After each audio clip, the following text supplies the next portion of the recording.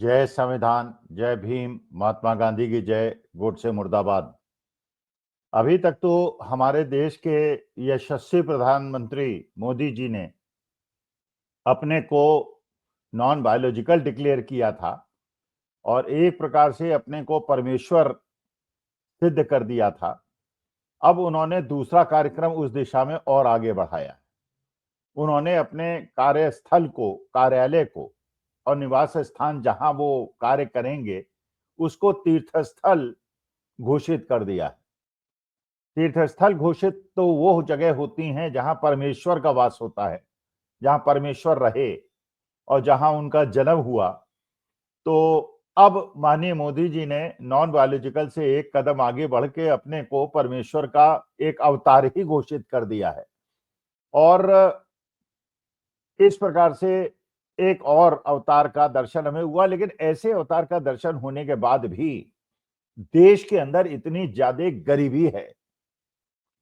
हमारे देश की करेंसी इतनी ज्यादा कमजोर हो गई है कि हम लोग अब अपने बच्चों को, अगर मेधावी बच्चे हैं तो बाहर भेजने में असमर्थ हैं। केवल बड़े बड़े मिनिस्टर्स और बीजेपी के बड़े बड़े नेता ही अपने बच्चों को बाहर भेज पाएंगे। हमारे देश के जो मुख्य सिक्योरिटी एडवाइजर हैं वो अपने बच्चों को विदेश से जॉइंट सेक्टर करा पाएंगे, चाहे वो पाकिस्तान की कंपनी हो चाहे चीन की कंपनी हो। लेकिन हम जैसे मध्यम वर्ग के लोगों के लिए अब ये संभव नहीं होगा कि हम विदेश से किसी प्रकार के कोई संबंध रख सके। लेकिन हाँ, हमें ये उपदेश जरूर दिया जाएगा कि हम अपने बच्चों को हिंदी स्कूल में पढ़ाएं और उनके बच्चे जाकर विदेश में अंग्रेजी स्कूल में भी पढ़ें, वहां जाके अंग्रेजी भी बोले और बड़ी बड़ी कोठियां भी खरीदें। लेकिन जो सबसे मुख्य खबर है आज की, क्योंकि एक बहुत महत्वपूर्ण पद पीएमओ में खाली हो गया है और ये इतना महत्वपूर्ण पद है जिससे पूरे देश के मीडिया को बंदर की तरह नचाया गया है पिछले 11 साल के अंदर। आपने देखा गोदी मीडिया ने किस प्रकार का व्यवहार किया है, जबकि यही मेन स्ट्रीम मीडिया ने और अखबारों ने देश के, जब इंदिरा जी ने इमरजेंसी लगाई थी उसके विरोध में खड़े हुए थे। और इंडियन एक्सप्रेस ऐसा अखबार था रामनाथ गोयनका जी का, जिसे आज भी हम लोग याद करते हैं, उस समय तन के खड़ा था और इमरजेंसी हटवाने में उसने भी एक महत्वपूर्ण भूमिका निभाई थी। लेकिन आज के तारीख में सारे बड़े अखबार और सारे मीडिया एक केंद्र बिंदु से ऐसे संचालित थे जैसे जो पतंग है उसकी डोर किसी के हाथ में होती है और पतंग उड़ती हुई हमें और आपको दिखाई पड़ती है। ये मीडिया का संचालन करने वाला व्यक्ति कभी गंभीर आरोपों में घिरे होने के कारण पीएमओ से हट गया है। इसलिए एक ऐसी दौड़ शुरू होने वाली है पीएमओ के अंदर, माननीय मोदी जी जो तीर्थस्थल बन गया है, जहां पे एक व्यक्ति की खोज है जो उनके आदेशों का पालन कर सके, उनकी छवि को निखार सके और भारत के मीडिया को असली खबरें दिखाने से डाइवर्ट कर सके और फालतू की खबरें दिखाकर उसमें उलझा सके। आपको पता है एक व्यक्ति का नाम बहुत ज्यादा चर्चा में रहा पिछले 11 साल से और उस व्यक्ति का नाम है हिरेन जोशी, जो 11 साल से तो पीएमओ में कार्यरत था और उसके पहले 2008 से वो माननीय मोदी जी के साथ हमेशा संलग्न रहे और 2008 से उन्होंने एक प्रकार से आईटी सलाहकार और मीडिया सलाहकार के रूप में उन्होंने मोदी जी की छवि को निखारने में बड़ा महत्वपूर्ण योगदान दिया। यहां तक कहा गया कि गोदी मीडिया कौन सी खबर चलाए, कौन सी खबर न चलाए, विपक्षी दलों की किन खबरों को दबाया जाए, विपक्षी दलों को कैसे दबाव में लिया जाए, छोटे छोटे विपक्षी दल के नेताओं के वक्तव्यों को कैसे बढ़ा चढ़ाकर गोदी मीडिया में चलवाया जाए। और 11 साल आपने देखा गोदी मीडिया ने किस प्रकार का व्यवहार किया कि एक निष्पक्ष पत्रकारिता के बजाय उन्होंने मोदी जी के साथ फोटो खिंचवाने और मोदी जी की चाटुकारिता में अपना पूरा समय बिताया। और ये हिरेन जोशी साहब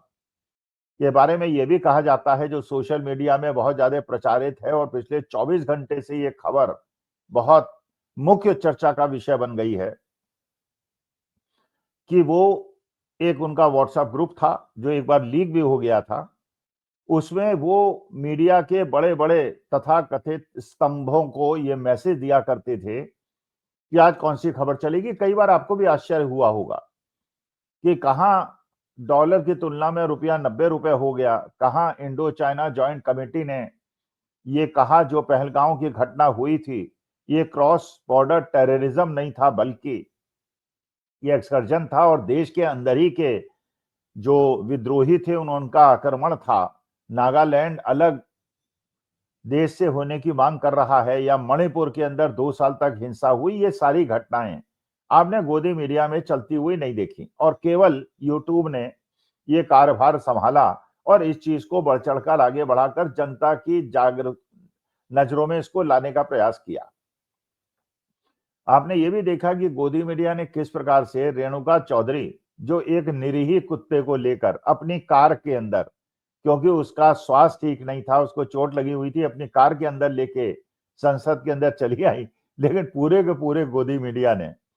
बाकी मुद्दों को भूलकर कुत्ते के मूवमेंट पर और कुत्ते को संसद के अंदर कार के अंदर ले जाने पर इतना ज्यादा उधम पीटा और राहुल गांधी की बाइट भी उसमें लेने का प्रयास किया। वो गोदी मीडिया जो आदमी संचालित करता था, जिसका नाम हिरेन जोशी है, जो 2008 से मोदी जी के साथ था, अचानक पीएमओ से उसके नदारद हो जाने और उसको हटाए जाने की खबर, ये हम जैसे ऐसे लोग जो मीडिया को लोकतंत्र का चौथा स्तंभ समझते हैं, उनके लिए बहुत ज्यादा विस्मय कारणी और आश्चर्यजनक। और जिस वजह से ये हिरेन जोशी साहब जिन्होंने अविरल 17 साल मोदी जी की सेवा की और देश के लोकतंत्र की हत्या करने में महत्वपूर्ण योगदान निभाया, उनके हटाए जाने के जो 3-4 मुख्य कारण सोशल मीडिया में घूम रहे हैं, उसमें एक तो ये है कि देश के अंदर वंदे मातरम और जय हिंद कहने वाले और उसको प्रेरित करने वाले ये तथाकथित राम प्रेमी, भगवान श्री राम प्रेमी खुद एक ऐसे बैटिंग ऐप के संचालन में योगदान देते हैं और अभी तक ये पूरी विस्तृत सूचना तो नहीं मिली कि दुबई बेस्ड एक बैटिंग ऐप जो इलीगल है और जिसके लिए आपको पता है कि छत्तीसगढ़ के अंदर भूपेश बघेल को अनर्गल रूप से बिना बात के लिए एक ऐप से संबंधित करके उनको इलेक्शन के 2 दिन पहले बदनाम किया था, उसी प्रकार के ऐप में ये आदमी भागीदार रहा और पीएमओ में बैठ के इन्होंने काम किया, मोदी जी की नाक के नीचे बैठ के काम किया, निर्बाध रूप से काम किया और करोड़ों रुपए कमाए, हजारों करोड़ों रुपए इन्होंने कमाए और विदेश के अंदर अलग अलग कंपनियों में उन पैसों का निवेश किया। हिमाचल प्रदेश के अंदर एक महिला नेत्री जो इन व्यक्ति के हिरेन जोशी के बहुत नजदीक थीं, उनको इन्होंने हिमाचल प्रदेश में भारतीय जनता पार्टी के मुख्यमंत्री पद के रूप में प्रस्तुत भी किया, उनका समर्थन भी किया और उनको पीएमओ में इतनी ज्यादा स्थान दिलवा दिया कि उन्होंने पीएमओ से मीटिंग भी कर ली बहुत सारे धर्मगुरुओं के साथ मिलकर। तो एक कारण तो ये बताया गया कि जो इलीगल बैटिंग ऐप में इनकी भागीदारी थी वो इनका कारण बनी जाने का, इन महिला को आगे बढ़ाने का। और इसके बाद जो एप्स्टीन फाइल आई है, क्योंकि ये महिला जिसके बारे में संदर्भ लिया जा रहा है जो हिमाचल प्रदेश को बिलोंग करती हैं, इनका उस व्यक्ति से भी संबंध है जो एक केंद्रीय मंत्री है जिसका नाम एप्स्टीन फाइल में आया है। तो एप्स्टीन फाइल जिसके परतें अब खुलनी शुरू हो गई हैं और उसमें यशस्वी जी का भी नाम है, केंद्रीय मंत्री का भी नाम है, भारत रत्न एक क्रिकेटर का भी नाम है और एक पूंजीपति का भी नाम है। उसमें जिस मंत्री का नाम है उसकी वजह से इस महिला को, जिसका नाम, जिन मंत्री जी का नाम एप्स्टीन फाइल में है, जिनको बढ़ाने का आरोप इन महापुरुष हिरेन जोशी जी के ऊपर है, तो ऐसे ऐसे व्यक्ति पीएमओ के अंदर पहुंच जाते हैं, उस पीएमओ के अंदर पहुंच जाते हैं जिसको अब तीर्थ का नामकरण दे दिया गया है और तीर्थ के रूप में ये बताने का प्रयास हुआ है कि वहां पे परमेश्वर निवास करते हैं। तो वहां जाके केवल प्रणाम कीजिए, दक्षिणा दीजिए, फूल और मिठाई चढ़ाइए और कामना करके ये सोच के कि परमेश्वर के तीर्थ में हम आ गए हैं, अब हमारी मनोकामनाएं पूरी होंगी। लेकिन वहां जाके कुछ मांगिए नहीं, निर्बाध रूप में, निर्विकार रूप में परमेश्वर के साथ हाथ जोड़िए। अपने गरीबी को अपना प्रारब्ध मानिए, पढ़ने का अधिकार मत मानिए, नौकरी का अधिकार मत मांगिए और उस तीर्थ में जाकर केवल दर्शन कीजिए, मत्था टेकिए, प्रसाद चढ़ाइए, दक्षिणा दीजिए और वापस आ जाइए। तो ये जो पदार्पण हुआ,